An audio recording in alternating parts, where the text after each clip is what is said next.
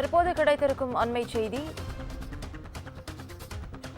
Champions trophy இறுதிப் போட்டியில் இந்திய அணி பந்துவீச்சை தேர்வு செய்திருக்கிறது. அதனை அண்மை செய்தியாக பார்த்துக் கொண்டு வருகிறோம். இந்தியாவுக்கு எதிரான போட்டியில் டாஸ் வென்ற நியூசிலாந்து அணி பந்துவீச்சை தேர்வு செய்திருக்கிறது. சாம்பியன்ஸ் டிராபி இறுதிப் போட்டியில் இந்திய அணி பந்துவீச்சை தேர்வு செய்திருக்கிறது. இந்தியாவுக்கு எதிரான போட்டியில் டாஸ் வென்ற நியூசிலாந்து அணி பேட்டிங் தேர்வு செய்திருக்கிறது. அதனை அண்மை செய்தியாக பார்த்துக் கொண்டு வருகிறோம். இது குறித்த முழு விவரங்களை வழங்க இணைப்பில் காத்திருக்கும் செய்தியாளர் அன்வர் வழங்க கேட்கலாம். அன்வர், தற்போது இந்தியா பந்துவீச்சை தேர்வு செய்திருக்கிறது. இது குறித்த முழு விவரங்கள்.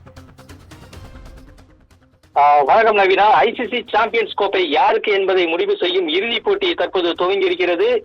துபாய் மைதானத்தில் நடைபெறும் இந்த இறுதிப் போட்டியில் இந்தியா, நியூசிலாந்து அணிகள் பலவற்றை நடத்துகின்றனர். இன்றைய போட்டியில் டாஸ் வென்ற நியூசிலாந்து பேட்டிங்கை தேர்வு செய்திருக்கிறது. இந்த ஆட்டத்தில் ரோஹித் சர்மா தலைமையிலான இந்திய அணி மூன்றாவது முறையாக கோப்பையை வெல்லுமா என எதிர்பார்க்கப்படுகிறது. இந்த சாம்பியன்ஸ் கோப்பை தொடரில் இந்திய அணி ஒரு முறை கூட டாஸில் வெற்றி பெறவில்லை. ஆனால் இந்திய அணியின் ஆட்டம் சும்மா வெறித்தனமாகவே இருக்கும் என்றே நாம் சொல்லலாம். இதுவரை இந்திய அணி சிறப்பாக முதல் இன்னிங்ஸில் பேட்டிங் செய்துள்ளது. எதிரணி வைக்கும் இலக்குகளையும் வெற்றிகரமாக சேசிங் செய்திருக்கிறது. இரு அணிகளுமே பலம் வாய்ந்த அணிகள் என்பதால் இன்றைய போட்டி கடுமையாக இருக்கும் என்று நாம் எதிர்பார்க்கிறோம். லீக் சுற்றில் இரு அணிகளுமே மோதிய போது இந்திய அணி 44 ரன்கள் வித்தியாசத்தில் வெற்றி பெற்றது. தற்போது மீண்டும் அதே இடத்தில் போட்டி நடைபெறுவதால் இரு அணிகளுக்கும் துபாய் ஆடுகளம் எவ்வாறு செயல்படும் என்பது குறித்த புரிதல் இருக்கிறது. இந்த சூழலில் நியூசிலாந்து அணி ஐசிசி தொடரில் விளையாடினாலே பல எதிர்பாராத திருப்பங்கள் இருக்கும். இப்படித்தான் கடந்த 2019 உலகக்கோப்பை இறுதிப் போட்டியில் இங்கிலாந்து, நியூசிலாந்து அணிகள் மோதிய ஆட்டம் டையில் முடிந்தது. இதனையடுத்து சூப்பர் ஓவர் நடைமுறைப்படுத்தப்பட்டது. அந்த சூப்பர் ஓவர் டை ஆன நிலையில் அதிக பவுண்டரிகள் யார் அடித்தார் என பார்த்து இங்கிலாந்து அணி வென்றதாக அறிவிக்கப்பட்டது. இது மிகப்பெரிய சர்ச்சையாக வெடித்ததாக போது இந்த சூழலில் சாம்பியன்ஸ் டிராபி இறுதிப் போட்டியும் டையில் ஆனால் என்ன நடக்கும் என்பதை தற்போது பார்க்கலாம். அதன்படி இறுதிப் போட்டி டையில் முடிவடைந்தால் இன்றைய போட்டி டையில் முடிவடைந்தால் வெற்றியாளர்களை தீர்மானிக்கும் சூப்பர் ஓவர் கடைபிடிக்கப்படும். ஒருவேளை அந்த சூப்பர் ஓவரும் டை ஆனால் மீண்டும் இரண்டாவது முறையாக ஒரு சூப்பர் ஓவர் நடத்தப்படும். இப்படி வெற்றியாளர்களை தீர்மானிக்கும் வகையில் சூப்பர் ஓவர் தொடர்ந்து நடத்தப்படும்.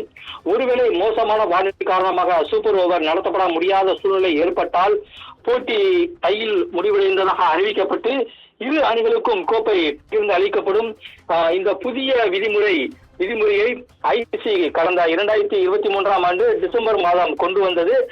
ஐபிஎல் தொடரிலும் கூட பஞ்சாப், மும்பை அணிகள் மோதிய ஆட்டத்தில் முதல் சூப்பர் ஓவர் டை ஆன நிலையில் இரண்டாவது சூப்பர் ஓவர் நடைமுறைப்படுத்தப்பட்டு பஞ்சாப் வெற்றி பெற்றதாக அறிவிக்கப்பட்டது. இவ்வாறு இன்றைய நியூசிலாந்து, இங்கிலாந்திற்கும் இடையிலான ஆட்டம் டையில் முடிந்தால் இந்த நடைமுறை பின்பற்றப்படும்.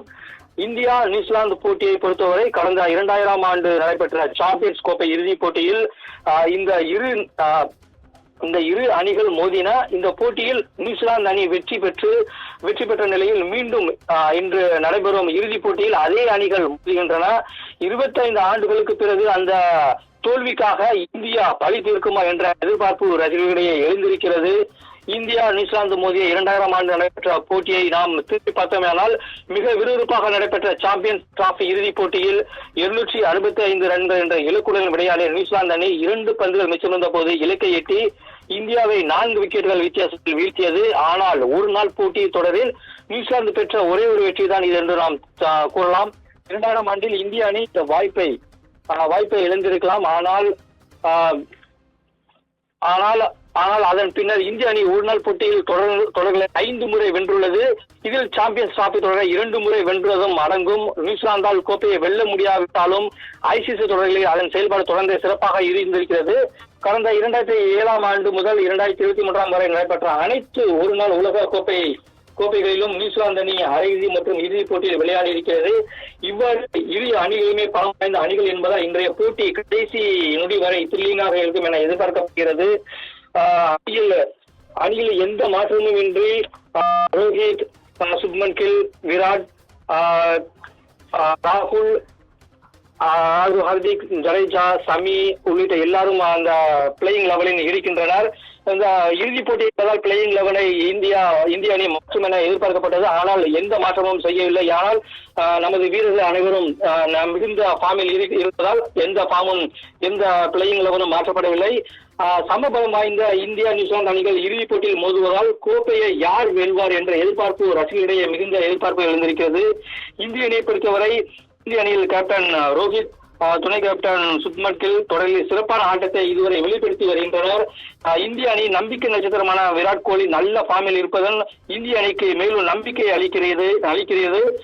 இதனிடையே பயிற்சியின் போது விராட் கோலி காயம் ஏற்பட்டது. அந்த காயத்தையும் பொருட்படுத்தாமல் அவர் ரெக்கவர் ஆகி இந்த ஆட்டத்தில் களமிறங்கியிருக்கிறார். நடுவரிசையில் களமிறங்கும் ஸ்ரேயாஸும் ஹர்திக் பாண்டியாவும் சிறப்பான ஆட்டத்தை வெளிப்படுத்தியுள்ளனர். இன்றைய போட்டியிலும் அவர்கள் சிறப்பான ஆட்டத்தை வெளிப்படுத்துவார் என எதிர்பார்க்கப்படுகிறது. பந்துவீச்சில் ஷமி, ஜடேஜா, அக்சர், வருண் சக்கரவர்த்தி உள்ளிட்டோரும் சிறப்பான ஆட்டத்தை வெளிப்படுத்தி இருக்கின்றனர். இன்றைய போட்டியிலும் அவர்கள் சிறப்பான ஆட்டத்தை வெளிப்படுத்துவார்கள் என எதிர்பார்க்கிறோம்.